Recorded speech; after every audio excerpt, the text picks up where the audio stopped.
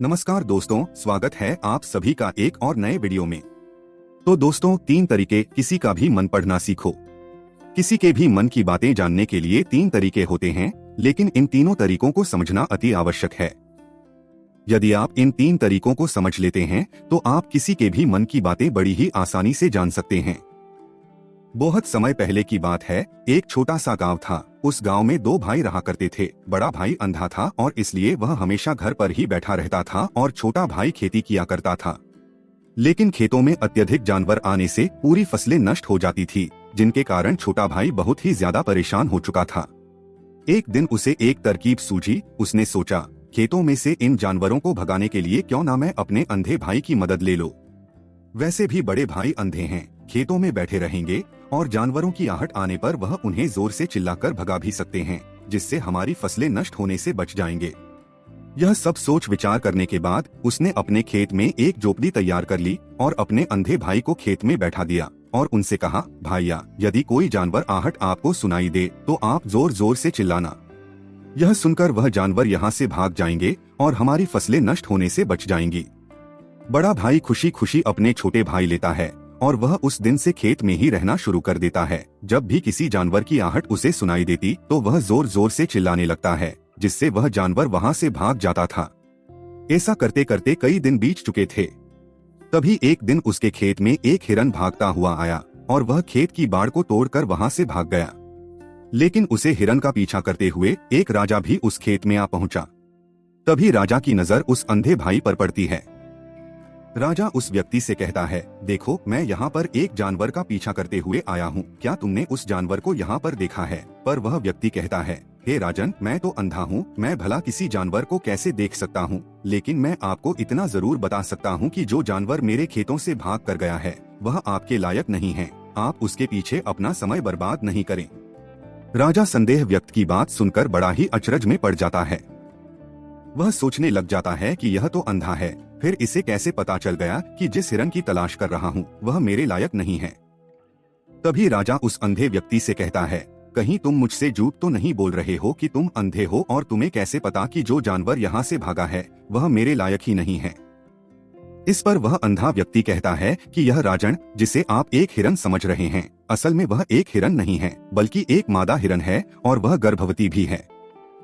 और जहाँ तक मुझे झात है, मैंने कभी किसी राजा को किसी गर्भवती हिरन का शिकार करते हुए नहीं सुना है और इसी कारण से मैं आपसे यह कह रहा हूँ कि यह हिरन आपके लायक नहीं है।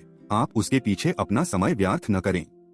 यह सुनकर राजा और भी अचरज में पड़ गया कि अंधा आदमी कैसे जान सकता है कि वह हिरन गर्भवती है। राजा कुछ देर सोच विचार करने के बाद अपने सेनापति से कहता है, सेनापति जी, मुझे वह जानवर जिंदा चाहिए, क्योंकि मुझे यह पता करना है कि क्या वह गर्भवती है या नहीं। क्योंकि यह अंधा आदमी बहुत विश्वास के साथ कह रहा है और मुझे इस बात की पुष्टि है। यदि वह हिरनी हुई और गर्भवती भी हुई तो वह हमारे शिकार के लायक नहीं है, क्योंकि हम तो एक हिरन का पीछा कर रहे थे। इसलिए जाओ और पता करो, क्या वह हिरनी है? सेनापति राजा से आज्ञा लेकर आगे की ओर चला गया और कुछ देर बाद जब वह वापस लौटा तो वह राजा कहता है, राजन, यह अंधे आदमी ने आपसे जो भी बात की थी वो बिल्कुल सही थी। वह एक हिरनी ही है और वह एक गर्भवती है। यह सुनकर राजा आश्चर्यचकित हो गया। वह सोचने लगा कि एक अंधा आदमी जो कभी देखा नहीं सकता, वह यह कैसे जान सकता है? से पता चल गया। ऐसे कई सारे प्रश्न राजा के मन में उमड़ने लगे। अब राजा ने ठान लिया था कि मुझे इस बात की तह तक पहुंचना है कि आखिर ये अंदाज में कैसे जानता है कि वह जानवर गर्भवती है। यह सोचकर राजा उसे अंधे आदमी के पास जाता है और उसे अंधे आगमा से कहता है, देखो, मैं यह नहीं जानता कि तुम सचमुच में अंधे हो या नहीं, लेकिन मैं तुमसे एक बात जानने के लिए आया हूँ। क्या तुम मेरे प्रश्नों का सही सी जवाब दोगे? इस पर वह अंधा आदमी कहता है, आप जो कुछ भी पूछना चाहते हैं आप पूछ सकते हैं, मैं आपको बिल्कुल सच सच जवाब दूंगा। इस पर राजा कहता है, देखो, एक तो तुम कहते हो कि तुम अंधे हो और दूसरी तरफ तुमने यह बता दिया कि जिस जानवर का पीछा कर रहा हूँ वह एक हिरनी है और वह गर्भवती भी है। तुम्हें कैसे पता चल गया? तुम्हारे खेत में तो और भी जानवर आते होंगे और भी तो जानवर यहाँ से गुजरते होंगे, फिर तुमने यह कैसे अंदाजा लगाया? तभी वह अंधा व्यक्ति राजा से कहता है, हे राजन, आप जिसका पीछा कर रहे थे वह जब मेरे खेत में आई तो उसकी रफ्तार और उसके भागने की आहट से मुझे यह एहसास हो चुका था कि वह एक हिरनी है, और मेरे खेत की जो बाड़ है जो जानवरों को रोकने के लिए खेत के चारों तरफ बनी है वह बहुत छोटी है, उसकी ऊंचाई ज्यादा नहीं है। लेकिन वह जानवर इस बात को तोड़कर भागे, और यदि वह इस बात को छलांग लगा कर पार करने का प्रयास करती तो इससे उसके बच्चे को खतरा हो जाता, और इसी बात से मैंने यह पता लगा लिया कि वह गर्भवती है। इस पर राजा के मन में एक और प्रश्न उठा। राजा ने कहा कि तुम्हें कैसे पता चल गया कि वह एक हिरनी ही है और भी दो जानवर यहाँ से आते जाते होंगे? इस पर वह अंधा व्यक्ति कहता है, राजन, मैं पूरा दिन सुबह शाम यहीं पर बैठा रहता हूँ और मेरे सुनने की शक्ति बहुत तेज है। मैं भाप सकता हूँ कि कौन सा जानवर मेरे खेत में आया है, और उसी के आधार पर मैं जोर जोर से चिल्लाता हूँ ताकि वह मेरे खेत से भाग जाए और मेरे खेत की फसलें नष्ट होने से बच जाए। राजन उस अंधे आदमी का यह जवाब सुनकर पूरी तरह से संतुष्ट हो चुका था।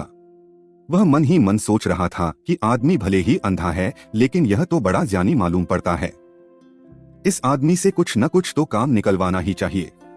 यह विचार लिए राजा वहां से वापस अपने महल की ओर लौट जाता है। कुछ दिनों के बाद राजा अपने सेनापति से आदेश देता है और जो उसे अंधे व्यक्ति को महल लेकर आओ। सेनापति अपने राजा का पालन करता है। वह तुरंत उसे अंधे आदमी के पास पहुंचता है और उस अंधे आदमी को राजमहल चलने के लिए कहता है। अंधा व्यक्ति बड़ा ही चालाक था। वह समझ चुका था कि राजा जरूर मुझे कुछ न कुछ काम सौंपने वाले हैं और वह काम मुझे मुसीबत में डाल सकता है, लेकिन फिर भी वह सेनापति की बात मान ली और सेनापति के साथ राजमहल पहुंच गया। राजमहल पहुंचते ही राजा उस अंधे व्यक्ति से कहता है, आप तो बड़े ज्ञानी हैं, आपको किसी भी बात का पता बड़े आसानी से चल जाता है। आज मैंने आपको यहाँ इसलिए बुलाया है क्योंकि मैं आपसे यह जानना चाहता हूँ कि मेरी पत्नी पतिव्रता है या नहीं। इस पर वह अंधा व्यक्ति कहता है, हे राजन, यह कैसा प्रश्न हुआ? इस पर राजा कहता है, मैंने बिल्कुल उचित प्रश्न किया है, मुझे इस प्रश्न का उत्तर दीजिए। इस पर वह अंधा व्यक्ति कहता है, हे राजन, यह सारी बातें जाने दीजिए। आपकी शादी को इतने साल बीत चुके हैं और अब आप यह बात क्यों जानना चाहते हैं? आपके मन में ऐसे प्रश्न क्यों उठ रहे हैं? इस पर राजा जिद करते हुए कहता है, आपको मुझे इस प्रश्न का उत्तर जरूर देना होगा। यदि आप मुझे इस प्रश्न का उत्तर नहीं देंगे तो मैं आपको मृत्यु दंड दे दूंगा। राजा के मुंह से यह बात सुनकर वह अंधा व्यक्ति कहता है राजन, यदि आप इस प्रश्न का उत्तर जानना चाहते हैं तो इसके लिए आपको मेरा एक काम करना होगा। राजा कहता है, बोलो, मुझे क्या काम करना होगा? इस पर वह कहता है, इसके लिए आपको अपनी पत्नी को मेरे साथ कमरे में अकेले छोड़ना होगा। उस अंधे व्यक्ति की यह बात सुनकर राजा पहले तो क्रोधित हो जाता है, लेकिन फिर कुछ सोच विचार करने के बाद वह उस अंधे व्यक्ति की बात मान लेता है और अपने सेनापति को आदेश देता है, सेनापति जी, इस व्यक्ति को और मेरी पत्नी को एक कमरे में कुछ देर के लिए अकेला छोड़ने। सेनापति बिल्कुल वैसा ही करता है। अब राजा की पत्नी और वह आदमी एक कमरे में बंद हो चुके थे। तभी आदमी राजा की पत्नी से कहता है, रानी, मैं आपको छूना चाहता हूँ। इस बात पर रानी अत्यधिक क्रोधित हो जाती है और उस अंधे व्यक्ति को पकड़ कर पीटने लगती है, कभी हाथों से तो कभी लातों से तो कभी पटक पटक कर। इस तरह उसने अंधे आदमी की बहुत पिटाई की। उसके बाद किसी तरह से वह अंधा आदमी अपनी जान बचाकर वहां से भाग निकलता है और राजा के पास पहुंचता है और राजा से कहता है, हे राजन, आपकी पत्नी पतिव्रता नहीं है। यह बात सुनकर राजा अत्यधिक क्रोधित हो उठता है और राजा अपनी तलवार म्यान से निकालकर सीधा अपनी पत्नी की ओर जाता है। क्रोधित होकर वह अपनी रानी से कहता है, रानी जी, आज मैं जो भी सवाल आपसे करने वाला हूँ उसका मुझे सच सच जवाब दीजिएगा, और यदि आपने एक शब्द भी छोटा कहा तो मैं आपका सर अभी आपके धड़ से अलग कर दूंगा। आगे राजा कहता है, मुझे बताइए, आप पतिव्रता हैं या नहीं? इस बार रानी कहती है, हे राजन, आप भले मुझे जान से मरवा दें, लेकिन आज मैं सच बोलूंगी, मैं पतिव्रता नहीं हूँ। राजा ये बात सुनकर बहुत ही दुखी और निराश हो जाता है। उस अंधे आदमी ने जो भी कहा था वह बिल्कुल सच कहा था। ये बात सुनकर तुरंत ही राजा उस अंधे आदमी के पास पहुँचता है और आकर उस अंधे आदमी से कहता है, तुम्हें कैसे पता चला कि मेरी पतिव्रता नहीं है? अंधा आदमी कहता है, हे राजन, बड़ी सीधी सी बात है, मैंने तो आपकी पत्नी से बस इतना ही कहा था कि मुझे आपको चुना है, और इस बात पर वह इतना क्रोधित उठी कि उन्होंने गुस्से में आकर मुझे लात घूंसों से पीटना शुरू कर। और भला कोई औरत किसी और मर्द को कैसे चू सकती है? लेकिन उन्होंने ना आप देखा न ताव बस लात घूंसों से मुझ पर बरसना शुरू कर दी। और एक पतिव्रता नारी कभी भी पराये मर्द को नहीं चूथी। जब मैंने उनसे चूने के लिए कहा था तो वह उस वक्त मुझे मना कर सकती थी थी, लेकिन उन्होंने तो मुझे पीटना शुरू कर दिया और देखते ही देखते उन्होंने मेरे पूरे शरीर को चू लिया। अब आप ही बताइए ऐसी स्त्री भला पतिव्रता कैसे हो सकती है। इस बात पर राजा कहता है, तुम तो बड़े ज्ञानी मालूम पड़ते हो, तुम्हारी बात बिल्कुल सही है। चलो तुम मेरे एक और प्रश्न का जवाब दो। तुमने मुझे इस प्रश्न का सही जवाब दे दिया तो मैं तुम्हें यहाँ से जाने दूंगा। राजा उस अंधे आदमी से कहता है कि तुम मुझे बताओ, क्या मैं सच में अपने पिताजी का ही बेटा हूँ या फिर किसी और का। इस पर अंधा आदमी कहता है, हे राजन, इस बात से आपको क्या लेना देना, आप किसी की भी औलाद है, आखिर आप इस राज्य के राजा ही, इसलिए इस प्रश्न को जाने दीजिए। राजा कहता है, नहीं नहीं, मुझे इस प्रश्न का सही जवाब चाहिए, अन्यथा यह प्रश्न मत, इसलिए मैं यह प्रश्न मुझे बहुत परेशान करता रहेगा।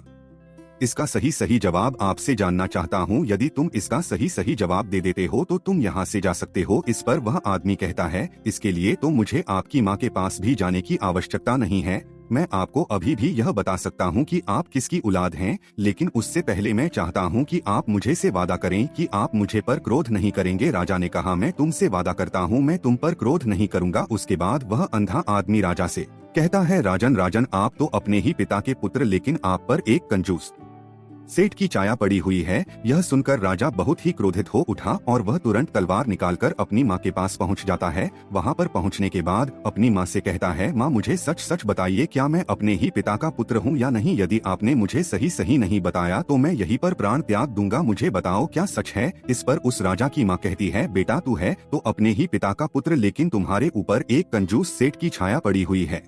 जब मैं एक बार नहाने के बाद अपना मुँह आईने में देख रही थी, तभी उस कांच के पीछे मुझे एक कंजूस सेठ नजर आता है और उसी की छाया तुम पर पड़ चुकी है। यह सुनते ही राजा और भी ज्यादा अचरज में पड़ जाता है और वह तुरंत दौड़ा वापस उस अंधे आदमी के पास पहुंचता है और उस अंधे आदमी से कहता है, तुम्हें कैसे पता चला कि मुझे पर एक कंजूस सेठ की छाया पड़ी हुई है। इस पर अंधा आदमी कहता है, राजन, आपने मुझे कई सारे सवाल पूछे जिनका जवाब भी मैंने आपको सही से दिया। यदि कोई और राजा होता तो मुझे उसके बदले ढेर सारे इनाम दिया होता, लेकिन अब तक आपने मुझे एक फूटी कौड़ी भी नहीं दिया। इस बात से मैं अंदाजा लगा लिया कि आप बहुत कंजूस हैं। ये बात सुनकर राजा जोर जोर से हंसने लगा और कहता है कि आप जो भी मांगे मैं आपको अवश्य दूंगा, लेकिन मुझे एक बात है, अक्षण पर मुझे कैसे पता चल जाता है कौन बात सही है और कौन बात गलत है। तुम किसी की बात का इतना सटीक और सही जवाब कैसे दे पाते हो। इस पर वो अंदाज में कहता है कि है राजन, मैं तो वैसे ही अंधा हूँ, मेरी आंखें होती तो मैं किसी की भी मन की बातें बड़ी सरलता से जान लेता।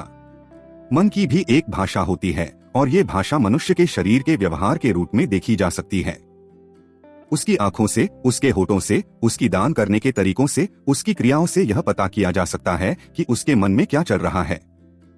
उसके आधार पर हम किसी के भी मन की बातें जान सकते हैं, लेकिन मैं तो जन्म से ही अंदाज हूँ, मैं देख नहीं सकता हूँ, इसलिए मैं क्रियाओं से देखता हूँ। यदि मुझे कोई बात जाननी होती है तो अगले आदमी को मुझे कुछ काम देना पड़ता है, जिस पर वह व्यक्ति किस तरीके से उस काम को करता है, उसके आधार पर ही मैं यह पता लगा पाता हूँ कि आखिर उसके मन में क्या चल रहा है। तभी वह राजा कहता है, तो इसका अर्थ ये हुआ कि मैं भी किसी के भी मन की बातें जान सकता हूँ। इस पर वह अंधा आदमी कहता है कि हे राजन, अवश्य, किंतु उससे पहले आपको अपने ऊपर काम करना होगा और वह अपने मन को शांत करना, अपने मन को वर्तमान में लाना होगा। इसलिए मैं आपको 3 तरीका बताता हूँ। वह यह तीनों ही तरीके बड़े ही आसान हैं और सरल है, किंतु राजन तुम्हें एक काम करना होगा, अपने मन को एकाग्र करना होगा। अपने मन को एकाग्र करते हैं, अपने मन को वर्तमान में लाते हैं, तमान में लाते हैं, तो हम दूसरे के मन की बातें जान सकते हैं, क्योंकि वह आदमी अभी भी अपने मन में वर्तमान में ही सोच रहा है और हमारे मन को वर्तमान में ही लाना होगा, तभी हम उसके मन की बातें जान सकते हैं। यदि हम अतीत में हुई घटनाओं के बारे में सोच रहे होंगे तो जो अगला आदमी में सोच रहा है, वर्तमान में अपनी मन में बात कर रहा है, वह हम कैसे जान पाएंगे, क्योंकि हम तो अतीत की घटनाओं में डूबे हुए हैं। इसलिए किसी के भी मन की बातें सबसे पहले हमें अपने मन को एकाग्र करना होगा, उसे वर्तमान में लाना होगा। फिर वह अंधा व्यक्ति राजा से कहता है, हे राजन, जो 3 तरीके मैं आपको बताने वाला हूँ, इन 3 तरीकों से आप बड़ी आसानी से किसी के भी मन की बातें जान सकते हैं।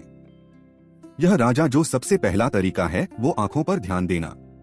किसी व्यक्ति से बात करते हुए उसकी आंखों में देखना, उसकी आंखों पर ध्यान देना ज्यादा जरूरी है, क्योंकि आंखें बोलती नहीं और बहुत कुछ कह जाती है।